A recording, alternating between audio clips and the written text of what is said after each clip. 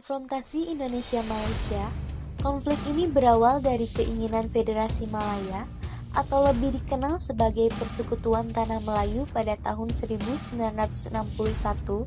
untuk menggabungkan Brunei, Sabah, dan Sarawak ke dalam Federasi Malaysia yang sebenarnya tidak sesuai dengan persetujuan Manila. Oleh karena itu, keinginan tersebut ditentang oleh Presiden Soekarno yang menganggap pembentukan Federasi Malaysia adalah cara untuk menjadikan Malaysia sebagai boneka Inggris. Dan menurut Presiden Soekarno, hal itu merupakan kolonialisme dan imperialisme dalam bentuk baru dan memungkinkan untuk memberikan dukungan terhadap berbagai gangguan keamanan dalam negeri dan pemberontakan di Indonesia. Dan berikut ini adalah kronologi konfrontasi antara Indonesia dan Malaysia selengkapnya. Pada tahun 1961, Pulau Kalimantan dibagi menjadi 4 administrasi, dan sebagian dari Pulau Kalimantan adalah provinsi dari Indonesia, yang terletak di bagian selatan Pulau Kalimantan. Sedangkan di utara adalah Kerajaan Brunei dan 2 koloni Inggris yaitu Sarawak dan Borneo Utara, yang kemudian hari dinamakan Sabah. Sebagai bagian dari koloni Inggris di Asia Tenggara, Inggris mencoba menggabungkan koloninya di Kalimantan dengan Semenanjung Malaya dengan membentuk Federasi Malaysia. Rencana ini ditentang oleh pemerintahan Indonesia.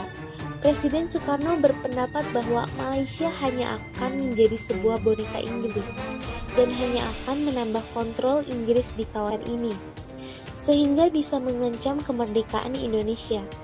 Filipina juga membuat klaim atas Sabah dengan alasan daerah itu memiliki hubungan sejarah dengan Filipina melalui Kesultanan Sulu.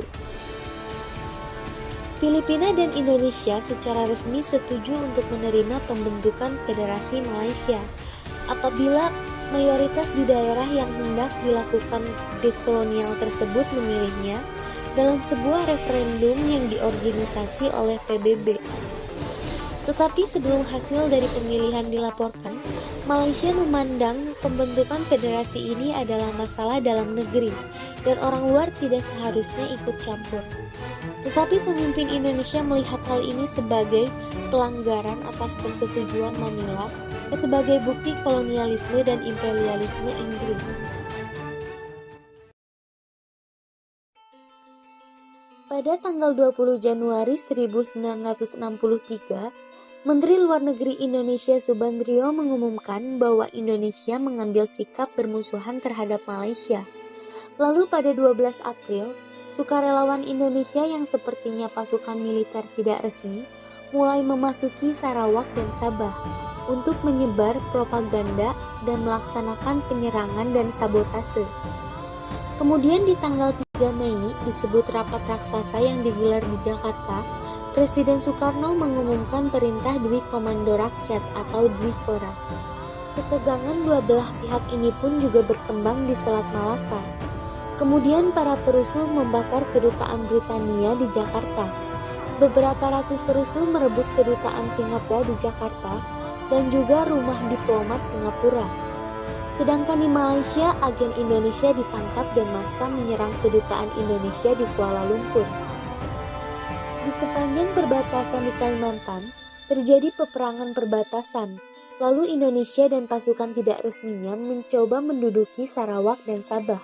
Sebagian besar pihak yang terlibat konflik senjata dengan Indonesia adalah Inggris dan Australia, terutama pasukan khusus mereka yaitu Special Air Service atau SAS.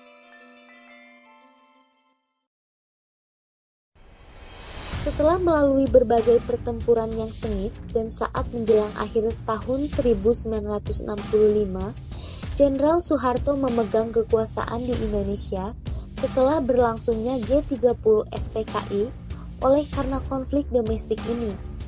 Keinginan Indonesia untuk meneruskan perang dengan Malaysia menjadi berkurang dan peperangan pun mereda. Lalu pada tanggal 28 Mei 1966, di sebuah konferensi Bangkok, meski diwarnai dengan keberatan Soekarno yang tidak lagi memegang kendali pemerintahan secara efektif, Kerajaan Malaysia dan pemerintah Indonesia mengumumkan penyelesaian konflik dan normalisasi hubungan antara kedua negara. Peperangan pun berakhir di bulan Juni, dan perjanjian perdamaian ditandatangani pada 11 Agustus dan diresmikan 2 hari kemudian. Ini adalah kisah masa lalu yang perlu kita tahu sebagai bahan pembelajaran. Tapi bagaimanapun juga, Indonesia dan Malaysia adalah serumpun dan mempunyai hubungan sejarah di masa lampau. Kita harus hidup seperti seharusnya tetangga yang saling hidup berdampingan dalam kedamaian dan keharmonisan.